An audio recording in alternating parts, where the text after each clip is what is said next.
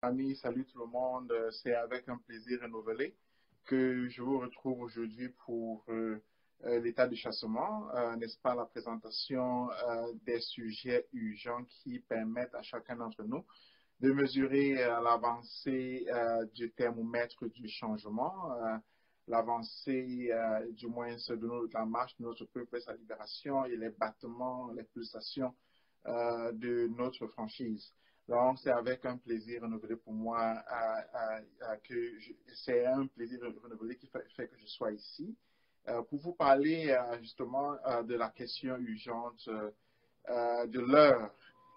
Celle-ci, d'habitude, sinon d'ailleurs souvent, le plus souvent, n'est pas visible parce que les tendances politiques ne sont pas toutes visibles, comme d'ailleurs la diplomatie, comme d'ailleurs la politique, tout ne se passe pas en surface. Ça veut donc dire que ce qui apparaît en surface d'habitude, ce sont les soubresauts de choses qui sont profondes, de choses qui sont élaborées à l'avance, de choses qui arrivent à fruition et puis qui sont la conclusion d'un processus qui d'habitude se passe dans les coulisses, qui engage des gens qu'on ne voit pas, qui met en branle des gens qui tirent les ficelles, etc. C'est un peu ça la politique.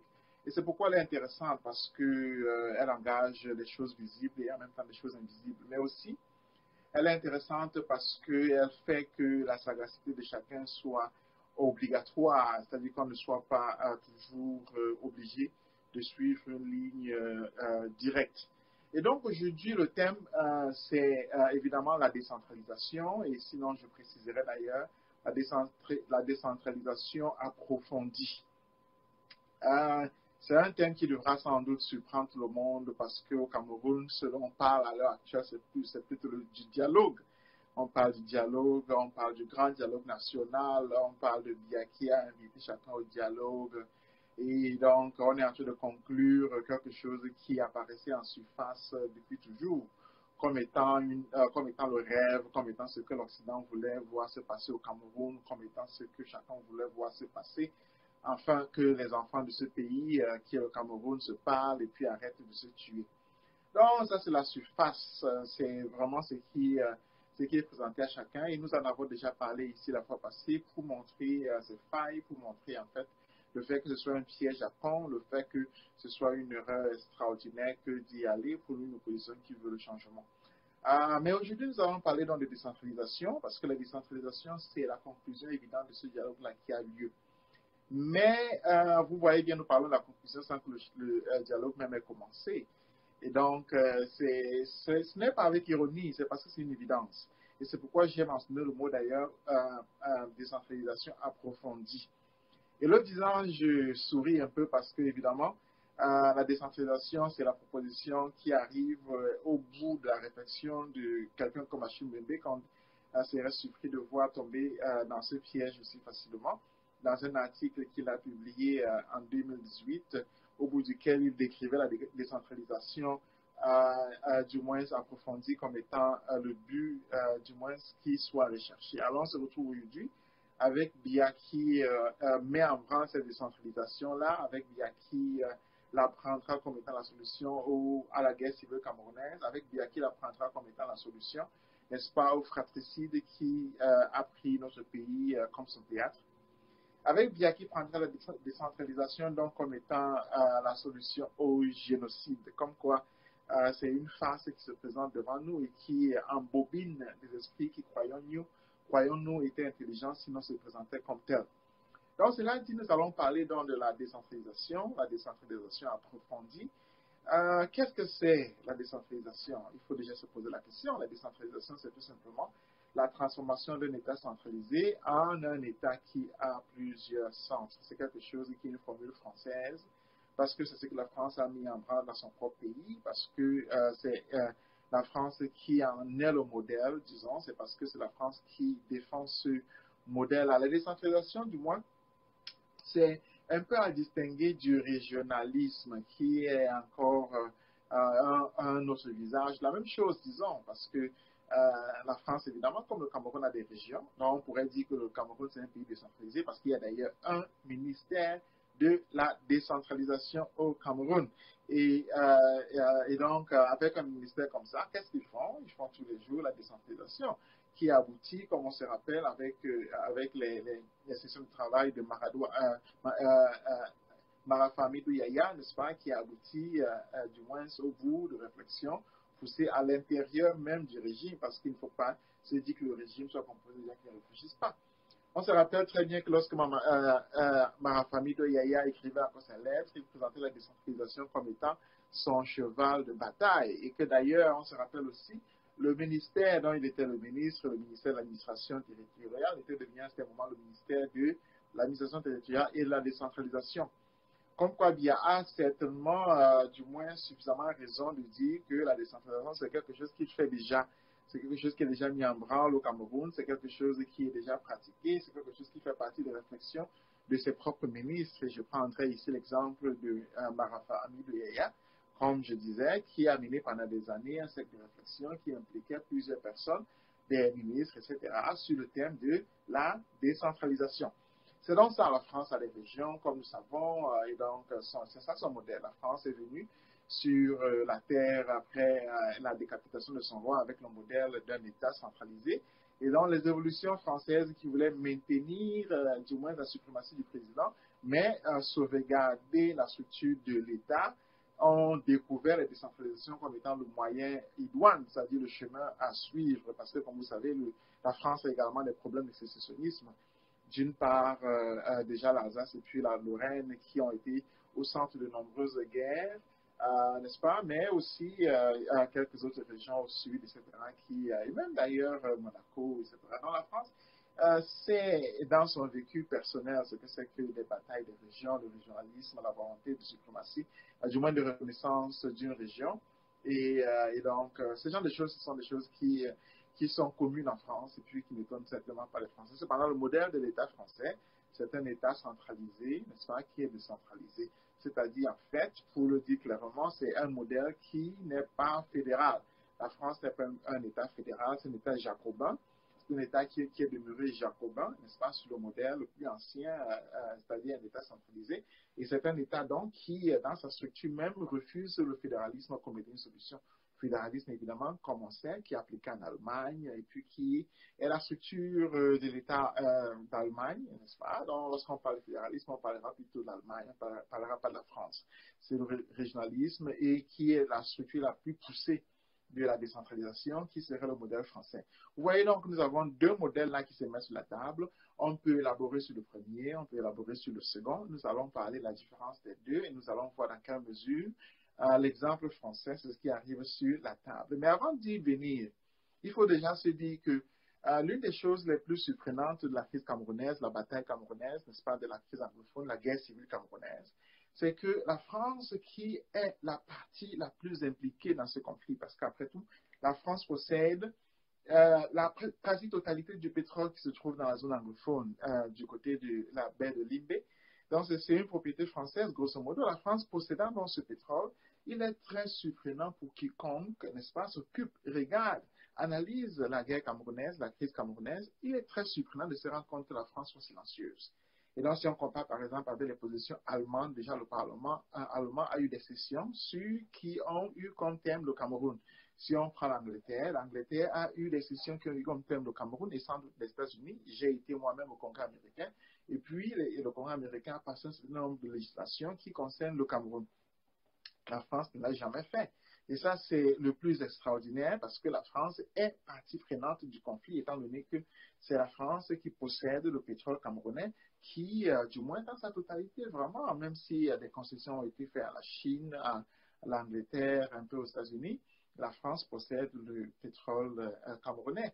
Du moins, les dernières données de Wikileaks ont clarifié la donne. Ça veut dire que la France est partie prenante du conflit, elle est impliquée dans cette zone-là, elle est le pays qui a le plus à perdre au cas où on en venait à la fédération.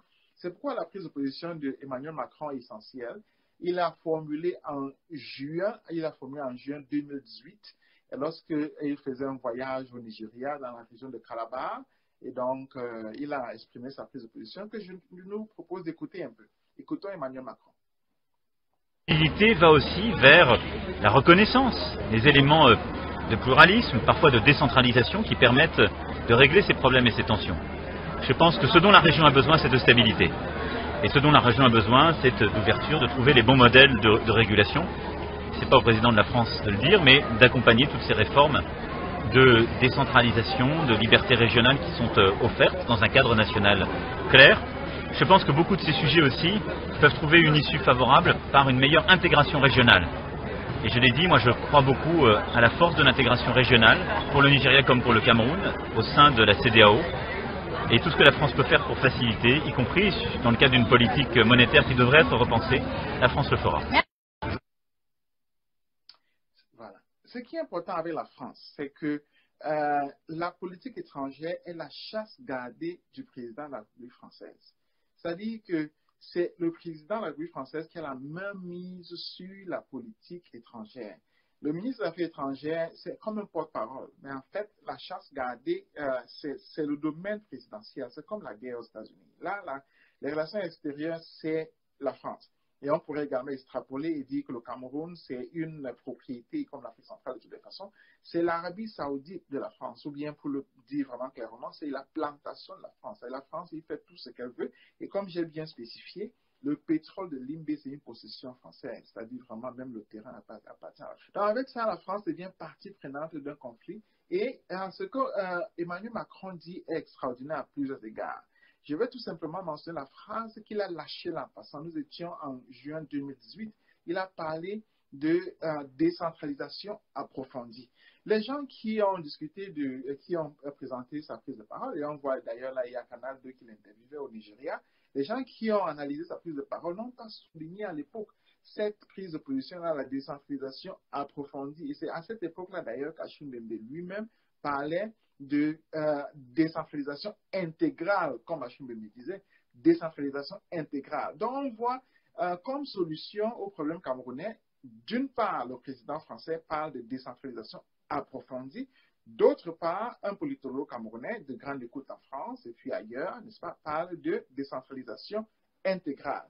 On pourra dire qu'il y a une différence entre approfondie et intégrale, mais je dirais que c'est une différence sémantique tout simplement, ce n'est pas une différence de structure dans la formulation de l'État.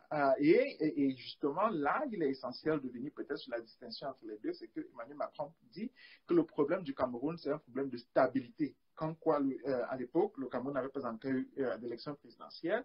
Pour lui, le problème du Cameroun, c'était pas le changement ou bien l'absence de changement, c'était un problème de stabilité. Et à l'époque, d'ailleurs, le génocide n'avait pas encore pris les dimensions que l'on connaît. On ne parlait même pas encore véritablement de génocide, mais il disait déjà que le problème du Cameroun, c'était un problème de stabilité, comme quoi son souhait, c'était de voir la continuité, non pas seulement de la forme de l'État, mais aussi de celui qui est à la tête de l'État, ce qui a eu d'ailleurs lieu, c'est-à-dire que bien rester au pouvoir. Là, c'est peut-être la distinction avec Hachim Bembe qui parle, c'est vrai, de décentralisation intégrale, mais sans biais. C'est une distinction essentielle, ça il faut le reconnaître, mais il demeure que la décentralisation vient comme la solution ici. C'est-à-dire que ce qui n'est pas comme solution, c'est d'une part le fédéralisme, d'autre part la sécession ou bien l'indépendance de la République fédérale d'Amazonie. Ce dont il s'agit ici, c'est de maintenir l'État d'abord tel qu'il est, c'est-à-dire uni, c'est-à-dire unifié. Et la deuxième chose dont il s'agit, c'est d'appliquer à cet État-là la décentralisation, d'appliquer à cet État-là une décentralisation approfondie. Emmanuel Macron ne dira jamais ce que c'est qu'une décentralisation approfondie. Il ne dira jamais si créer un ministère de la décentralisation, c'est approfondir cette décentralisation. Il ne dira jamais si, n'est-ce pas, avoir transformé des provinces en régions, c'est avoir une décentralisation approfondie. Il ne le dira jamais. Et il demeure que c'est la solution qu'il demande. Et donc, venons en février et nous voyons pour la première fois l'Assemblée nationale française poser la question du Cameroun dans une session des affaires étrangères. L'Assemblée nationale française qui n'avait jamais fait cela, c'est-à-dire qu'elle venait en retard sur l'Allemagne, en retard sur l'Angleterre, en retard sur les États-Unis, mais qui pose quand même la question du Cameroun par une question verbalisée par le député Rieu, n'est-ce pas, que je nous propose d'écouter. Vers le Nigeria, des populations civiles sont attaquées par l'armée régulière, des villages détruits, etc. Enfin, c'est une situation qui, si elle est réelle, est vraiment catastrophique et alarmante. Et on sait que actuellement, nous avons un certain nombre de coopérants militaires, de policiers qui sont présents au Cameroun. Monsieur le ministre, pouvez-vous m'indiquer le nombre de ces militaires qui sont actuellement au Cameroun, leur utilisation et si on se souvient bien de ce qui s'était passé au Rwanda, méfions-nous parce qu'on est vite engagé dans une difficulté majeure dans ce genre de pays. Vous n'avez pas entendu, vous n'avez pas entendu ma question. Le nombre de militaires français. Le nombre de militaires français et de policiers au titre de la coopération, qui serait relativement important actuellement au Cameroun. Et donc, je voudrais connaître leur utilisation dans cette situation de guerre civile que connaît aujourd'hui le Cameroun. Merci beaucoup pour la France Insoumise, Clément. Voilà. Ce qui est important ici, d'abord, c'est la date, le calendrier. C'est que nous sommes ici déjà 7 mois après la réponse d'Emmanuel Macron au Nigeria. Il est venu au Nigeria, il n'est jamais venu au Cameroun, il parle du Cameroun de loin. Ici, la question se retrouve à Paris, n'est-ce pas? 7 mois après. Nous sommes en février 2019.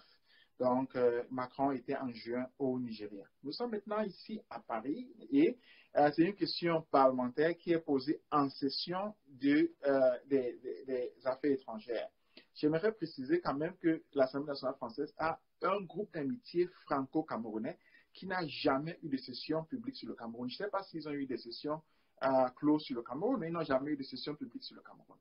Personnellement, j'ai envoyé à tous les représentants français et nos amis de Je suis Camto, etc., ont envoyé à tous les représentants français un dossier sur le génocide qui a lieu au Cameroun. Donc, avant la question déjà de ce député-là, chacun de ces gens que vous voyez dans cette salle a reçu de moi et de nous un dossier avec pour titre « Génocide au Sud Cameroun ». Et donc, nous voyons ce député qui pose la question, du moins en Assemblée, la question, n'est-ce pas, de représentant au gouvernement et qui mentionne le mot génocide. C'est-à-dire qu'il pose le problème.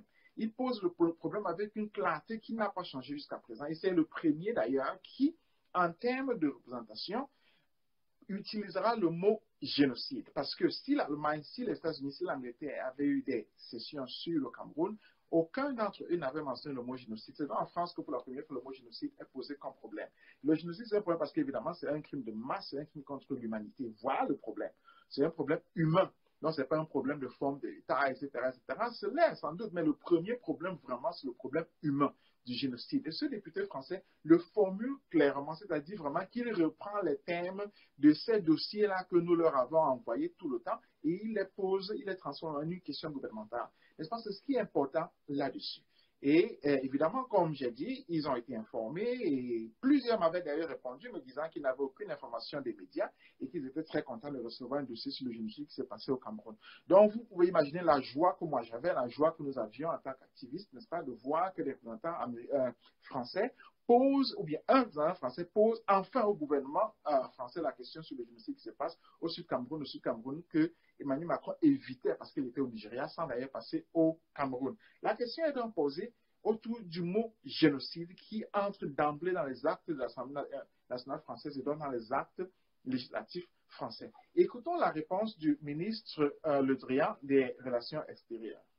Cameroun, vous avez raison de souligner la difficulté de la situation. Il y a 12 coopérants.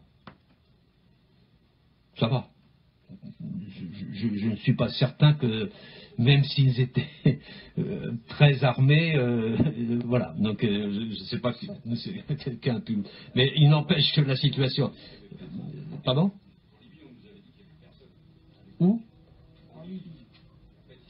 Non, c'est des coopérants. Oui, enfin là, vous êtes dans l'imaginaire, monsieur, mais vous avez le droit. Mais en tout cas, en ce qui concerne la réalité, parce que moi je suis plutôt dans la réalité, il y a 12 coopérants auprès des autorités du Cameroun. Voilà. Sur la situation au Cameroun, nous sommes très, très préoccupés du respect de l'état de droit, des risques de conflits civils, et nous avons mené des interventions auprès du président Biya. Le président de la République lui-même a appelé au téléphone le président Biya pour l'inciter à un dialogue politique inclusif et de mettre en œuvre des mesures de détente et d'approfondir la décentralisation. Nous sommes d'autant plus préoccupés qu'il y a 6500 ressortissants français au Cameroun. Donc c'est une question compliquée. Il y a en plus l'arrestation de Maurice Kamto, des sujets qui préoccupent beaucoup la France. Et donc je merci d'avoir posé cette question. Ça me permet d'en parler parce que c'est un sujet dont on parle relativement peu. Voilà, je ne peux plus répondre qu'à une seule personne. Pardon ?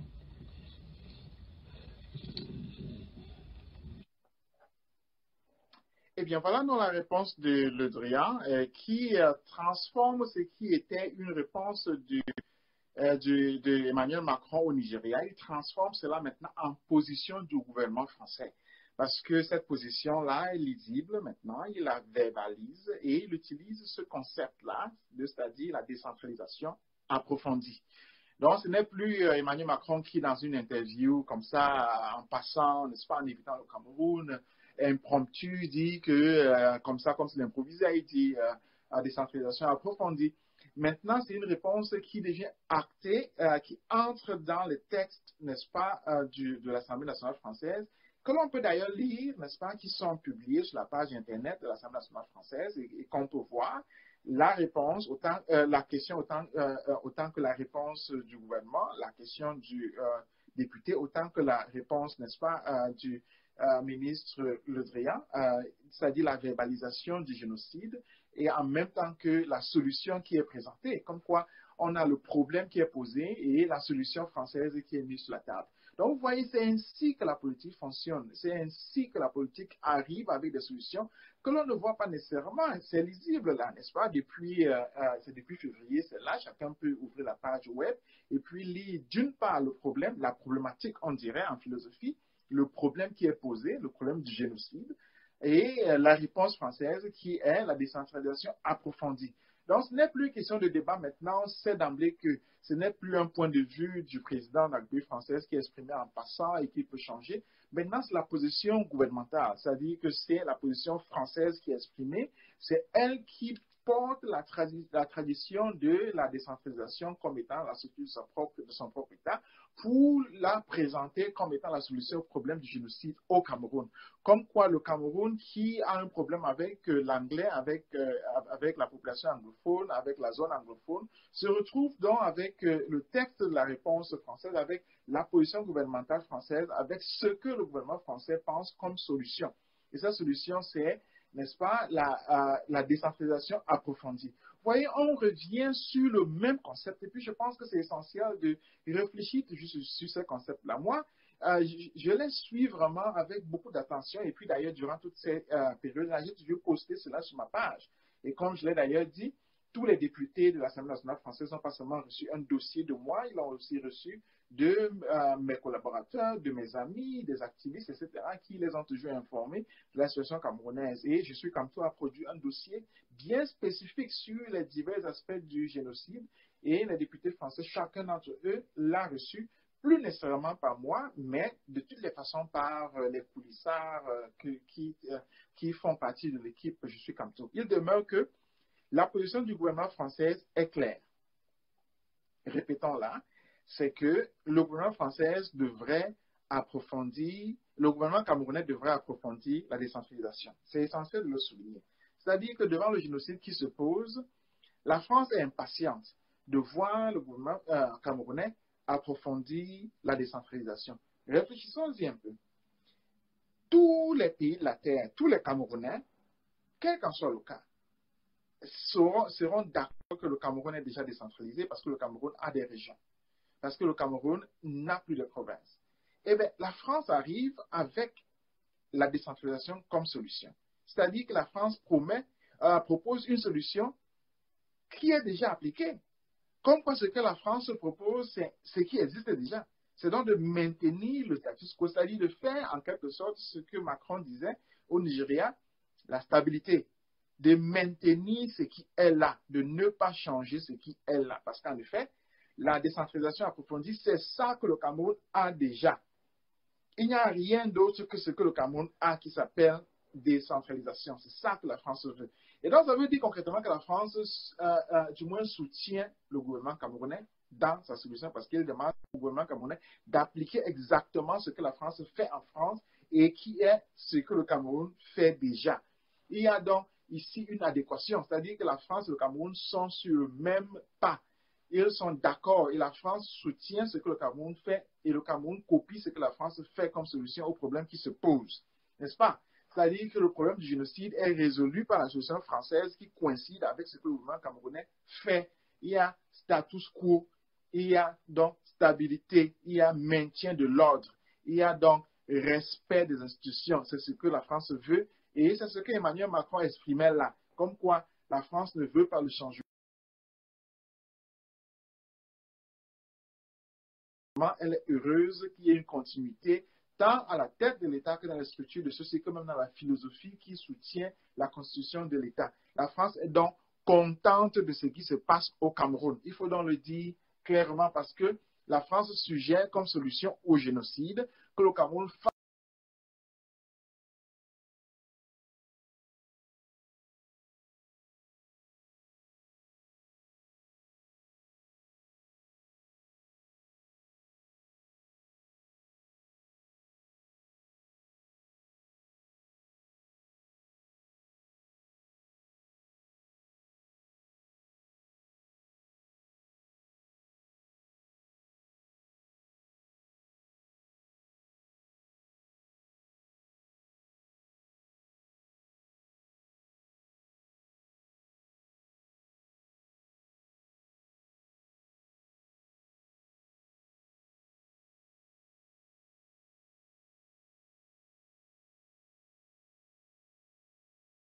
qui se posait, qui se pose dans notre pays.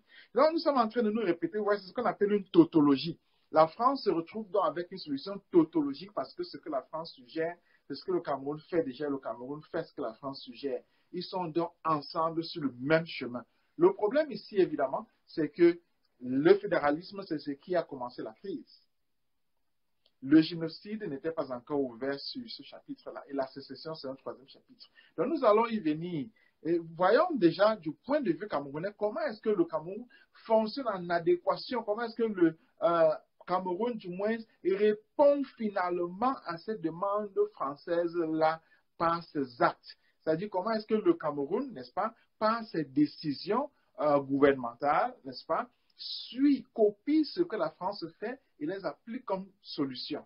Essayons de voir le décret du Premier ministre qui présente la décentralisation comme étant une solution sur laquelle il fallait travailler. Voilà. Vous voyez, nous avons donc Goûté qui organise pratiquement en même temps qu'il organise le grand dialogue national. Nous avons Goûté qui organise des sessions de travail sur la décentralisation. C'est extraordinaire. C'est extraordinaire. C'est extraordinaire parce que en même temps que ces sessions-là ont lieu, dans le ministère de la décentralisation et des régions, etc., je ne sais pas trop comment est-ce qu'on appelle ce ministère entièrement au Cameroun, le ministre a tenu lui-même des sessions avec ses collaborateurs pour leur dire qu'ils viennent maintenant au centre du débat au Cameroun. Il reconnaît la centralité de son ministère comme solution par rapport au problème camerounais et cela est verbalisé par le PM lui-même qui incite les gens à réfléchir sur la décentralisation en réunissant des têtes grises, n'est-ce pas, du gouvernement, en réunissant des comités, des sessions, pour les faire prendre la décentralisation au sérieux. Ce qu'il ne prend pas au sérieux, c'est-à-dire qu'il n'a pas fait une session sur le génocide, il n'a pas fait une session sur le fédéralisme, il n'a pas fait une session sur la sécession sur l'indépendance, il n'a pas fait une session sur l'Ambazonie, non. Il a fait une session sur la décentralisation. Et je répète encore, il n'a pas fait une session sur le génocide pour définir ce que c'est, pour analyser les positions de l'armée, pour voir dans quelle mesure, par exemple, le code pénal pourrait l'introduire, le code de conduite militaire pourrait l'introduire. Non, il n'a pas fait ça. Il n'a pas fait une session sur le fédéralisme pour voir ses structures, son fonctionnement, pour essayer de voir, par exemple, les modèles d'application au Canada, aux États-Unis, en Allemagne. Il n'a pas fait ça. Non, ou même au Nigeria. Non, il n'a pas fait ça. Il n'a pas fait une session sur l'indépendance de la partie anglaise, anglophone du Cameroun, sur ses conséquences sur la constitution de l'État camerounais. Il n'a pas fait une session sur la forme de l'État. Non, il a fait une session spécifiquement sur la décentralisation. C'est-à-dire que vous voyez, il a déjà choisi. Il a déjà choisi. Et lorsqu'on choisit comme ça, pour un dialogue qui a lieu pendant 4 jours seulement, c'est-à-dire qui ne donne pas le temps aux gens de réfléchir en session de travail. Moi-même, lorsque je réfléchis avec des gens, nous avons au moins une semaine de réflexion. Non, pour un dialogue national, qui est un grand dialogue national qui a lieu pendant 4 jours seulement, il a déjà la solution. C'est-à-dire la solution est déjà pratiquement sur la table parce qu'elle est déjà en train d'être discutée dans des sessions de travail. Elle est déjà en train d'être mise en branle dans des sessions de travail. Elle est déjà en train d'être travaillée par son propre ministère. Et donc, vous voyez, on se retrouve avec des jumeaux ici. On se retrouve d'une part avec la France qui, depuis juin-juillet 2018, venait avec la décentralisation approfondie dans le Parlement de l'Assemblée nationale française en session, a clairement exprimé sa position. Et puis d'ailleurs, dans d'autres textes, comme par exemple la lettre de félicitations à BIA, etc., a exprimé sa position comme étant le soutien à la décentralisation approfondie. Là, c'est d'une part. D'autre part, on se retrouve avec le gouvernement camerounais qui, par John Bouté, fait déjà des sessions de travail sur la décentralisation, qui, par son propre ministre de la décentralisation, travaille déjà sur la décentralisation et donc, en conséquence, ne travaille sur rien d'autre que ça. Ça veut dire quoi? Ça veut dire que toute personne qui vient le voir, toute personne qui vient pour les consultations comme il l'a fait, est en train de perdre son temps. Est en train de perdre son temps. Est en train de systématiquement perdre son temps. Et c'est vraiment important de le dire, de le souligner. C'est-à-dire que tout cela qu'on voit ce balai de gens qui viennent, il y en a qui se plaignent, comme par exemple Ali Sadio, n'est-ce pas, de l'AFP qui est venu, il ne l'a même pas rencontré, alors que l'AFP avait comme candidat Keri Mouna qui est la tête pensante, n'est-ce pas, d'une réunion avec l'OUA, qui est d'ailleurs le colistaire de Maurice Kamto. Non, il ne l'a même pas reçu. C'est-à-dire que c'est vraiment entièrement perdu de temps. Nous avons des suggestions comme celle de Maurice Kamto qui, depuis la prison, a envoyé tout un dossier qui a été remis, dossier qui a été publié par le journal Le Jour. Tout ça perd sa signification. Nous avons vu des images de gens de partis qui font des sessions en interne pour réfléchir sur ce qu'ils vont dire au Premier ministre. Tout ça, c'est vraiment inutile parce que, comme nous voyons, le Premier ministre a déjà un agenda qui est en train d'être mis en branle. Et cet agenda-là est mis en branle en externe déjà par la position française, en interne par des sessions de travail dans son propre ministère et dans son propre ministère et puis dans le ministère de la décentralisation. Et puis évidemment en adéquation par le fait que la France soutient le gouvernement camerounais, c'est-à-dire Paul Biya, et que Paul Biya copie le modèle français pour l'appliquer au Cameroun comme étant la solution de ce qui a été posé en France en premier comme étant le problème, le génocide. Donc vous voyez qu'on se retrouve avec Paul appelant Pierre et Pierre appelant Paul. C'est ça qui se passe. C'est ça qui se passe. Alors, il y a un certain nombre de questions qui se posent. Pourquoi cette comédie? Pourquoi est-ce que les gens perdent ce temps? Pourquoi est-ce que les gens n'arrivent pas à comprendre qu'ils sont en train d'être joués? Pourquoi est-ce que les gens, en fait, qui sont adultes, sont en train de jouer sur le cadavre des gens? Pourquoi est-ce qu'ils ne prennent pas la question du génocide au Cameroun au sérieux? Allons-y d'ailleurs plus loin, n'est-ce pas? Nous allons insister sur les dates. Le grand dialogue national commence le 30 septembre, comme nous savons, et finit le 4 octobre.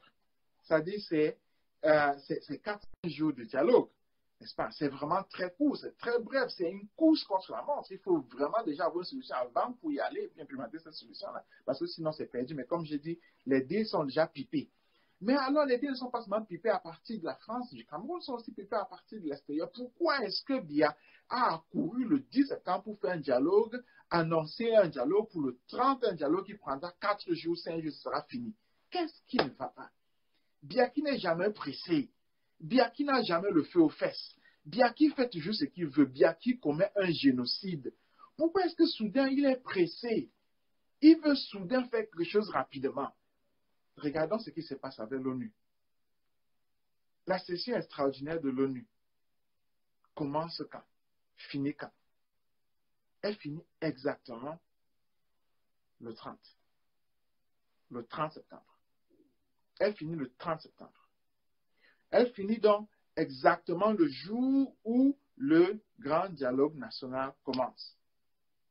Il y a coïncidence. Elle finit le 30. Le 30 septembre. Qu'est-ce que ça veut dire? N'oubliez pas que le dossier du Cameroun est sur la table du Conseil de sécurité de l'ONU.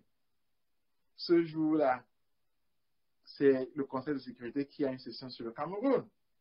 Agbo Bala, avec qui j'ai échangé, est à Genève, où il a présenté le cas du Cameroun à la session des droits humains. L'ONU a déjà envoyé sa représentante au Cameroun, Bachelet. Le Cameroun va revenir sur la table de l'ONU. Il était question, et ce n'est même pas encore défini, que Biya vienne dans la session extraordinaire de l'ONU prendre la parole. Ça devient de plus en plus douteux qu'il le ferait, mais toujours est-il que le Cameroun sera là comme thème. Ça veut dire quoi? Ça veut dire que Biya a peur. Ça veut dire que Biya a peur. Il veut court-circuiter quelque chose d'essentiel. Il veut que quelque chose n'ait pas lieu. Il veut que le Conseil de sécurité de l'ONU ne sanctionne pas le Cameroun. C'est simple. Il veut que le Conseil de sécurité ne sanctionne pas le Cameroun. C'est pourquoi le jour même où ce Conseil de sécurité aura sa session durant laquelle le Cameroun sera un thème, alors il commence le grand dialogue pour que le Conseil de sécurité, du moins, reconnaisse qu'il est en train de faire des efforts.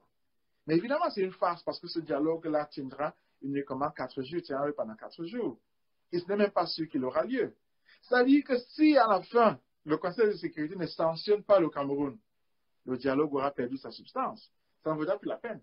Il va suspendre le dialogue. Il va le suspendre. Les gens auront perdu le temps. Voilà. Ça veut donc dire que si à la fin du Conseil, le Conseil de sécurité ne vient pas avec une résolution forte sanctionnant le Cameroun pour suivre, par exemple, les textes de ce qu'Agbo Bala a présenté à Genève,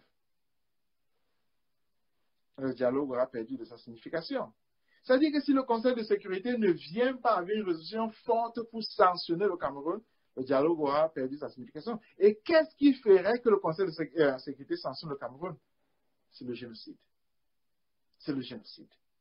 Il n'y a qu'une seule chose qui ferait que le Conseil de sécurité sanctionne le Cameroun, c'est le génocide. Formulé autrement, ce n'est pas l'arrestation de Maurice Kamto, c'est le génocide. C'est le traitement des anglophones. Ce sont les anglophones qui sont au cœur du débat. C'est le fait que dans le nord-ouest et le sud-ouest, il y a un génocide. C'est ça qui serait au commencement de la fin de Biya. Et ce mot a été prononcé en France déjà en février 2019, c'est-à-dire génocide, par le député Rieu. Ce mot a été prononcé en Suisse, ce mot a été prononcé enfin, n'est-ce pas, aux États-Unis, par Karine Basse. Karine Basse qui est venue au Cameroun et à qui, n'est-ce pas, accès à la zone du génocide n'a pas été permis. C'est le mot génocide. Donc, Biya a peur. Biya a peur. Pour la première fois, Biya a peur. Mais il a un joueur. Il a un joueur qui se dit qu'il veut court-circuiter la décision du Conseil de sécurité. Il veut faire que le Conseil de sécurité croit qu'il est en train de travailler alors qu'il n'est pas en train de travailler, croit qu'il est en train de trouver une solution alors qu'il n'est pas en train de trouver une solution, parce que ce qu'il mettra sur la table comme solution, c'est la décentralisation. Ce qu'il mettra sur la table comme solution au génocide, c'est la décentralisation. C'est tout. Et il le fera après que le Conseil de sécurité ait déjà tablé sur le Cameroun. Il le fera après que tout soit déjà clos. Après qu'il n'y ait plus rien du tout. Après que les protestations des Camerounais n'aient plus aucune signification. Comme quoi, s'il prenait la décision maintenant, et que les Camerounais, par exemple, se mettaient à tuer partout par là, etc., le Conseil de sécurité aurait des images vivantes des tueries. Mais alors, il le fait après la session du Conseil de sécurité, au moment où il sera, du moins chronologiquement, difficile à l'ONU d'établir sur des faits qui ont lieu. C'est ce qui se passe. C'est-à-dire qu'il est en train de rouler les Camerounais dans la farine. Pour le dire autrement, il est en train de tromper. Il est en train donc de venir répéter ce qu'il fait déjà comme solution à un problème qui demande une autre solution. Et il le fait pour éviter des sanctions de l'ONU. On n'a jamais été aussi cynique avec son peuple. Pourquoi est-ce qu'il fait ça? Pourquoi est-ce que Biya fait ça? Il faut se poser. Pourquoi est-ce qu'il se donne autant de peine pour tromper le peuple camerounais? Mais évidemment, c'est parce qu'il veut survivre. Pourquoi est-ce que la France le soutient autant? C'est parce qu'elle a la main mise sur le pétrole anglophone. Pourquoi est-ce que le Cameroun se retrouve dans une situation d'une impasse politique totale? C'est parce que la France n'a aucun intérêt à ce que la situation change. Donc, on se retrouve donc avec Emmanuel Macron qui vient parler de stabilité dans une région qui a besoin de changement. On se retrouve avec Emmanuel Macron qui propose, n'est-ce pas, la décentralisation approfondie dans une région qui demande l'indépendance, au minimum le fédéralisme. On se retrouve donc avec le Parlement français qui, pendant des mois, n'a eu aucune session et dont la solution sera justement de répéter ce qui existe déjà comme fait accompli. C'est-à-dire que la France sera en train de marteler le status quo dans une région qui veut le changement. C'est ça qu'on appelle le barat. C'est ça qu'on appelle l'oppression. C'est ça qu'on appelle, n'est-ce pas, la tyrannie pure. La question maintenant qui se pose, c'est qu'est-ce qu'il faut faire? Et moi, dans toutes mes émissions, c'est la question qui ouvre toujours. Ce qui est important maintenant, c'est de savoir qu'est-ce qu'on fait, qu'est-ce qu'on peut faire. C'est-à-dire, qu'est-ce que le peuple camerounais peut faire? D'une part, nous avons les Nations Unies qui peuvent appliquer des sanctions sur le Cameroun. Et le Cameroun est déjà en train de réagir. Le Cameroun est déjà en train de réagir. Vous voyez, ça veut dire que si le Cameroun réagit, c'est que Biya a peur. C'est que Biya a peur des sanctions. Et si le Cameroun réagit, c'est parce qu'il faut savoir que quelque chose s'est passé. Pendant des mois, sinon pendant des années, le Cameroun a tout fait pour que le Conseil de sécurité ne siège pas sur le Cameroun. La France a tout fait pour qu'on ne siège pas, même dans l'Assemblée française, sur le Cameroun. J'ai déjà dit qu'il y a un groupe d'amitié franco-camerounaise qui n'a jamais siégé de manière publique sur le Cameroun. C'est-à-dire que c'est un groupe qui a à peu près une vingtaine de députés, dont le thème, dont le salaire, etc., est lié au Cameroun. Et ils ne siègent jamais sur le Cameroun. Donc le but de la France a toujours été le silence. Qu'on ne parle pas du Cameroun. Biya a investi des milliards pour qu'on ne parle pas du Cameroun. Pour que le Cameroun ne soit pas un thème. Biya a fait tout, j'ai dit tout, pour que le silence absolu règne sur le Cameroun. Pour que le Cameroun surtout n'arrive pas au Conseil de sécurité de l'ONU. Et même dans la réponse française, parce que l'Assemblée française a reposé une question il y a quelques semaines par le député Nabo, n'est-ce pas, sur le problème au Cameroun, la réponse du gouvernement était éviter le mot ONU, c'est-à-dire pour ne pas en faire un problème public. La politique française a donc été d'éviter que le Cameroun soit public. Là, c'est extraordinaire. J'étais en train de dire quelles sont les solutions. Il faut déjà, avant d'arriver aux solutions, souligner le fait que nous sommes en train de gagner. Nous sommes en train de gagner parce que le Cameroun est un thème à l'ONU. Le Cameroun est revenu à l'ONU comme thème. C'est-à-dire que la France est défaite. La France est défaite. Elle est si défaite que Biya est obligé en impromptu de faire un dialogue pour court-circuiter une sanction de l'ONU. On n'a jamais vu ça, c'est-à-dire que Biya est obligé de courir pour court-circuiter l'ONU, pour faire que l'ONU le voit en train de travailler. Mais c'est extraordinaire, c'est-à-dire que Biya qui allait en vacances en Suisse, qui allait à l'ONU dire qu'il a un mandat de la paix, en même temps qu'il déclarait la guerre, en même temps qu'il tuait au Cameroun. Le même Biya se présente maintenant à l'ONU sans y être comme quelqu'un qui travaille effectivement pour la paix. Mais c'est extraordinaire. C'est-à-dire que c'est ça qu'on appelle une victoire. Il faut déjà reconnaître la victoire qui est actée. C'est-à-dire qu'obliger Biya à courir, évidemment. Aucune victoire n'est acquise tant que Biya lui-même n'est pas chassé. Ça, il faut le dire.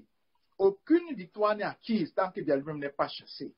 Et ce que la France essaye, pour sauvegarder au moins ce qui lui reste, c'est de sanctifier le status quo. C'est de garder le status quo. Parce qu'elle n'a pas pu obtenir que l'ONU ne table pas sur le Cameroun. Elle n'a pas pu obtenir ça. Elle n'a pas pu obtenir que le Cameroun ne soit pas un thème. Elle n'a surtout pas pu obtenir, n'est-ce pas, que la voix du Cameroun soit représentée par elle. Parce que c'est l'Angleterre, c'est les États-Unis qui ont fait que le Cameroun soit un thème. Elle a pu peut-être obtenir, et le Cameroun le lui a livré, que les représentants de l'ONU soient encore obligés de se cacher au Cameroun parce que je l'avais rencontré à New York il y a 2 ans, alors qu'elle allait au Cameroun, sur un mandat de 2 ans d'analyse, etc. Elle a pu obtenir, la France, n'est-ce pas, que les représentants de l'ONU, des USA, n'aient pas accès au lieu du crime. Elle a pu obtenir ça. Et ce qu'elle veut donc sauvegarder, c'est la position de fait accompli, ce qu'on appelle le status quo. Emmanuel Macron veut en quelque sorte au moins sauvegarder les acquis. Ça veut dire que nous sommes en train de gagner. Il faut souligner ça absolument, nous sommes en train de gagner. C'est-à-dire que le tyran, quel qu'en soit le cas, est mis sur la défensive. Il est mis sur la défensive. Ça veut donc dire quoi? Qu'est-ce qu'il nous faut mettre maintenant sur la table? Je dirais un seul mot. Génocide. Un seul mot. Génocide. Parce que ce qui se passe là n'est pas seulement scandaleux. Ça tient la vie des Camerounais dans la main d'un tyran et de la France. C'est-à-dire qu'ils sont en train de jouer avec la vie des Camerounais. Donc, je dirais à toute personne qui pose le problème camerounais de le faire comme le député français Rieu, qui l'a fait à l'Assemblée nationale française en février 2018, de poser la question du génocide. Le génocide, c'est tout.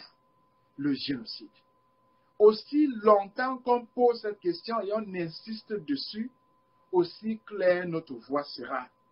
Le député Rieu a montré le chemin. Et c'est par là que la solution viendra. Le génocide. Parce que si on ne parle pas du génocide, déjà on ne rendra pas justice aux morts du Cameroun. On ne rendra pas justice aux réfugiés du Cameroun. On ne rendra pas justice aux fausses communes qui se multiplient au Cameroun.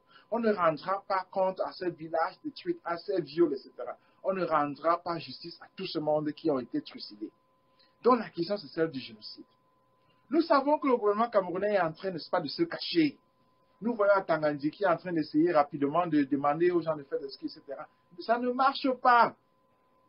Ça ne marche pas parce qu'ils sont en train, au lieu de trouver une solution, de faire des parades. Ils sont en train de se cacher pour éviter des sanctions de l'ONU.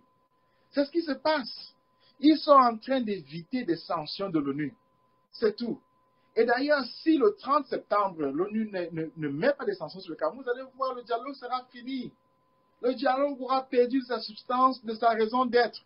Le dialogue aura perdu de sa nécessité. Le dialogue aura perdu de sa logique. C'est-à-dire qu'en fait, la France se sera retrouvée avec une chose sur la table, c'est qu'elle aura tué mis sur la table. Le Cameroun, bien, se sera retrouvé avec cette chose-là. Et tous ceux qui viennent pour ce dialogue se seront retrouvés avec cette chose-là, qui a un nom. La décentralisation approfondie. Vous voyez donc qu'on est en train de tourner en rond. Et on tourne en rond parce que la France veut sauvegarder au moins l'acquis. Cet acquis-là qui, en termes structurels, c'est la décentralisation. En termes de possession même, c'est le Cameroun. Et en termes de pouvoir, c'est bien. La France joue donc sur la stabilité. Mais le Cameroun n'a aucun avantage à jouer sur la stabilité. Au contraire, nous voulons le changement. Et ce changement n'est possible vraiment que si Biya disparaît, si Biya s'en va. Et donc, pour le faire, il faut insister, souligner le génocide. Il faut se mettre sur les pas du député français Rieu, qui en tout premier, a utilisé le mot génocide dans une assemblée. Même si la France a été la dernière à se mettre sur la liste des pays dont l'Assemblée a parlé du Cameroun. La France a innové parce que c'est elle qui a utilisé le mot génocide en premier. Après elle, les États-Unis ont suivi. Après elle, l'Angleterre, n'est-ce pas? Après elle, la Suisse. Donc le génocide, et après elle d'ailleurs le Cameroun, parce que via le 10 septembre, comme on sait très bien, a mentionné le génocide comme étant un sujet, comme étant un thème, comme étant quelque chose qui le révolte, comme étant une accusation dont il se défend. Le génocide est donc le problème. C'est aussi la solution. C'est pourquoi je viens avec un conseil fervent à tous les activistes. Où que vous soyez, que ce soit au Cameroun, parce qu'évidemment, la surprise, c'est déjà de voir que même le MRC, dans les propositions de Maurice Kamto, depuis la prison, ne mentionne pas le génocide. Pour moi, c'est extraordinaire. C'est absolument extraordinaire. C'est-à-dire que là, c'est ce qu'on appelle en anglais « let down ». Parce que l'opposition devait au Cameroun s'est réunie autour d'un seul thème, qui est le thème du génocide, qui est en train de gagner, qui est en train de faire le tyran changer de ses habitudes, qui est en train de le faire se mettre à genoux. Le génocide. Toutes les associations camerounaises devaient le prendre comme thème, c'est-à-dire comme thème numéro 1. Et j'ai d'ailleurs vu la diaspora à la base être tatillonne, dit le dictateur génocidaire. Non, Il faut dire génocide. Le génocide, ça dit qu'il faut suivre l'exemple des Amazoniens, des anglophones, qui avant-hier, ont eu une marche à New York dont le thème c'était le génocide. Et on a très bien vu sur toute leur pancarte, il n'y avait qu'un seul mot, génocide. C'est-à-dire qu'il n'y avait pas deux mots, il n'y avait pas les tueries, la tyrannie, le hold-up électoral. Non, un seul mot était sur toutes les pancartes, génocide. Il faut suivre l'exemple de Kamala Panthère qui à Paris innove, le premier activiste qui soit venu avec le mot clair, génocide. Il faut suivre les exemples comme ça des gens dont la clarté du message fait qu'on soit obligé de les écouter. C'est-à-dire que pour toutes les plateformes de la diaspora, les activistes, etc., il est impératif de mettre sur la table ce mot simple qui est génocide, parce que c'est ça le problème. Voilà le problème du Cameroun à l'heure actuelle. Il n'y a pas d'autre problème. Et le député Rieu de France l'a formulé dans sa question. Il a problématisé ce qui se passe au Cameroun de manière claire, de manière absolue, je dirais d'ailleurs. C'est-à-dire qu'il a posé la question qu'il faut. Et c'est ce modèle-là qu'il faut suivre, c'est-à-dire vraiment recopier ce qu'il dit et poser dans les termes qu'il a posés d'opposition par rapport au Rwanda, du fait que la France a été complice au Rwanda, du fait qu'on ne veuille plus que la France soit complice d'un génocide au Cameroun, qu'on ne veuille pas que la France soutienne un génocide au Cameroun, que donc le pouvoir au Cameroun devrait être mis en face du génocide qu'il est en train de commettre. C'est dans ce terme-là que la question doit être posée. Et lorsqu'elle sera posée comme ça, elle trouvera une réponse claire. Parce qu'alors, Biya sera obligé de se mettre à fuir. Parce que Biya ne sera pas seulement sur la défensive, il sera obligé de se mettre à fuir.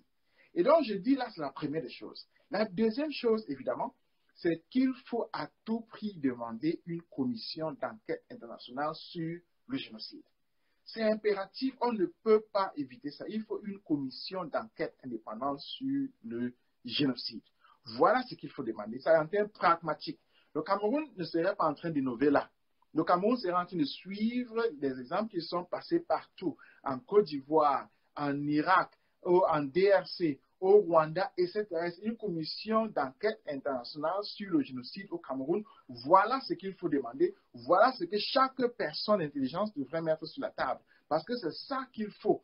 C'est ça qui rendrait justice à nos sœurs, à nos frères qui sont tués, qui sont violés, au village qui sont brûlés, etc. Il faut savoir ce qui se passe. Parce qu'on ne peut pas accepter que des députés américains, comme Karine Bass, etc., ou bien les députés qui étaient venus avec elle, viennent au Cameroun et il ne leur soit pas permis d'aller au nord-ouest et au sud-ouest. On ne peut pas accepter que des représentants de l'ONU, comme Bachelet, viennent au Cameroun et qu'il ne lui soit pas permis d'aller au nord-ouest et au sud-ouest, alors qu'à Tangandji s'en va dans ce nord-ouest et au sud-ouest-là avec l'argent que ces gens-là lui donnent. On ne peut pas l'accepter parce que c'est rouler le peuple camerounais dans la farine et puis se laisser traîner par le gouvernement camerounais qui commet le génocide. On ne peut pas accepter que les gens de bonne volonté viennent au Cameroun et qu'il ne leur soit pas autorisé d'aller dans le nord-ouest et le sud-ouest. On ne peut pas accepter que le nord-ouest et le sud-ouest soient automatiquement une zone de non-droit parce que justement c'est la zone où a lieu le génocide. Il est donc essentiel que les forces camerounaises d'intelligence, que la société civile camerounaise d'opposition, que celle qui existe encore, qui a une dignité, qui a une volonté, exige une commission d'enquête internationale sur le génocide au Cameroun. La troisième chose qu'il est essentiel de demander, c'est évidemment des négociations. C'est évidemment des négociations. C'est-à-dire qu'il n'est pas suffisant de dire que le dialogue n'a pas de substance. Il n'est pas suffisant de dire qu'on doit balayer le dialogue comme je viens de le faire. Il est essentiel de dire que le Cameroun doit entrer dans un processus de négociation, sinon revenir dans un processus de négociation tel que mis en branle déjà par le gouvernement suisse. Voilà ce que nous demandons. Voilà ce qui satisferait les victimes. Voilà ce qui rendrait, ce qui mettrait sur la table toutes les parties. Voilà ce qui ferait de toutes les façons que le Cameroun revienne sur le chemin des pays civilisés. Parce qu'on ne peut pas permettre qu'un conflit comme celui qui a lieu au Cameroun, on ne peut pas permettre qu'un conflit comme celui-là soit utilisé comme subterfuge pour éviter des sanctions à travers un dialogue. On ne peut pas permettre qu'un dialogue, n'est-ce pas, soit finalement une balle de ping-pong pour éviter des sanctions. On ne peut pas permettre ça. On ne peut pas permettre que le Cameroun utilise le calendrier de l'ONU pour se protéger des sanctions par rapport à cette nuit-là. On ne peut pas le permettre. C'est pourquoi il faut il faut à tout prix que chacun insiste sur le fait que le Cameroun doit revenir sur la table des négociations, n'est-ce pas, avec les Amazoniens, comme cela a eu lieu à Genève, n'est-ce pas, avec tous les groupes amazoniens qui étaient volontaires, qui sont venus, et sous les auspices de la communauté internationale, qui enfin prendraient le cas du Cameroun au sérieux. Et donc, mon souhait, pour le répéter, serait que toutes les plateformes camerounaises se retrouvent autour d'un mot. Ce mot-là qui a fait courir, bien qui fait courir, bien qui le fait en fait se mettre enfin à faire quelque chose, ce mot c'est génocide, se retrouve donc autour de ce mot-là pour pouvoir agir. Et demande clairement une chose, une commission d'enquête internationale sur le génocide. Parce que c'est ça qu'il faut, c'est ça qu'on veut, c'est ça qui doit être mis en branle. Et donc, à part ça, demander que cette commission d'enquête internationale sur le génocide serve donc de soubassement à des négociations qui devraient avoir lieu entre les parties belligérantes qui sont d'une part le gouvernement et puis d'autre part sans doute les Amazoniens. Ainsi donc on aurait le Cameroun revenu sur la table des pays civilisés, ainsi on aurait trouvé une solution au génocide, ainsi on aurait mis fin aux tueries et ainsi on aurait notre peuple qui avance vraiment dignement vers la vie, vers le salut, vers la grandeur. Alors c'est ce que moi je voulais dire, mais n'oubliez pas que la décentralisation approfondie, c'est un canal français, c'est une tactique française pour en fait se sauver et maintenir le status quo. Merci beaucoup, merci et à la semaine prochaine.